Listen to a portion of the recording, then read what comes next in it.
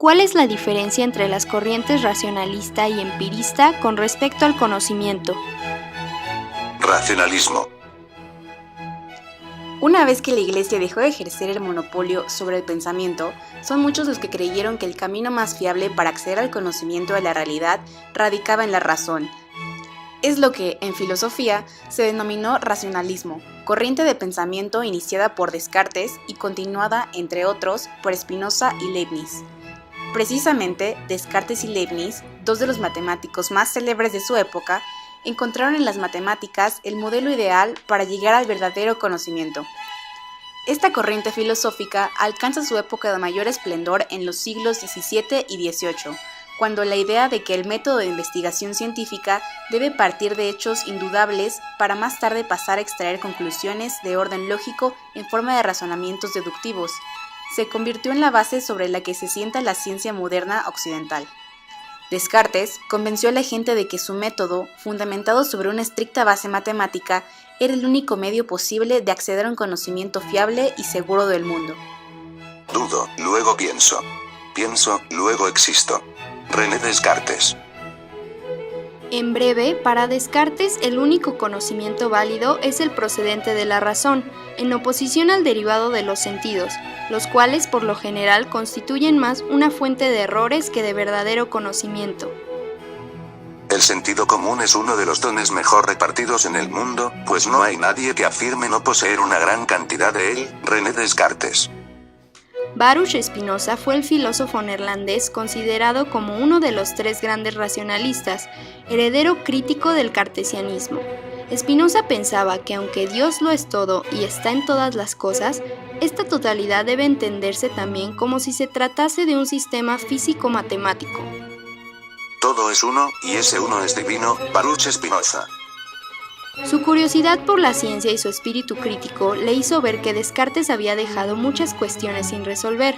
Por ejemplo, si la realidad no es más que la realización de un sistema en el que todo aquello que existe se puede deducir mediante la ayuda de una serie de premisas lógicas e indudables, ¿cómo se puede concebir la libertad en un mundo en el que todo se puede determinar y explicar desde una base puramente científica? Gottfried Leibniz, el último genio enciclopedista, fue un filósofo, lógico, matemático, jurista, bibliotecario y político alemán. Existen dos tipos de verdades, las verdades de la razón y las verdades de hecho. Gottfried Leibniz. Con respecto al racionalismo, Leibniz parte de las proposiciones analíticas que constituyen a las verdades de razón, pero junto a ellas existen las verdades de hecho, que son todas aquellas que basan su conocimiento en la experiencia. Estas son proposiciones sintéticas, por lo que no se imponen por sí mismas como las verdades de razón, sino que tienen una duración limitada. Empirismo. La reacción principal contra el racionalismo filosófico se conoce con el nombre de empirismo. Los racionalistas habían menospreciado la experiencia como fuente de conocimiento, sosteniendo que el único conocimiento fiable era el derivado del uso de la razón. Pero los empiristas rechazaron esta afirmación al sostener que el conocimiento que el ser humano posee de la realidad que le rodea tan solo puede provenir de los sentidos. Quienes configuran de forma sistemática el empirismo son Locke, Berkeley y Hume, siendo su exponente más radical David Hume, quien sostiene que aparte de las matemáticas no se conoce nada más que proporcione tantas certezas. Pero todavía tenemos que vivir, y vivir es actuar. Todos los actos deben basarse en las suposiciones que se hagan sobre la realidad. Es la costumbre, pues, la principal guía en la vida del hombre. David Hume. Para John Locke, conocido también como el liberal supremo, aquello que se percibe de la realidad no es más que un cúmulo de imágenes sensoriales, pensamientos, sentimientos, memoria y un largo etcétera que denomina ideas, con independencia de que sean intelectuales, sensoriales o emocionales, y que no constituyan sino aquello que existe en nuestra conciencia. Ningún conocimiento humano puede ir más allá de su propia experiencia. John Locke. Los postulados de Locke, en su nueva dirección de las ideas, también ejercieron una gran influencia en el desarrollo de la nueva ciencia, colocando el énfasis central en la observación y confrontación de las ideas generales con la experimentación.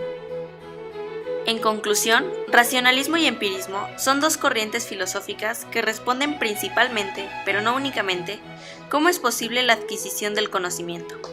Esta es la pregunta que más concierne a ambas teorías, y es el desacuerdo en este punto lo que los lleva a diferir en otros de sus ideales. El problema que tratan de resolver es de tipo epistemológico, por lo que tratan de buscar y entender la naturaleza, la fuente y los límites de nuestro conocimiento. Las valiosas aportaciones de cada corriente filosófica nos permiten, en la actualidad, percibir las cosas de ambas maneras, racional y empírica, lo cual hace que nuestro conocimiento se complemente y surja de nosotros más curiosidad sobre los problemas filosóficos del mundo globalizado y posmoderno.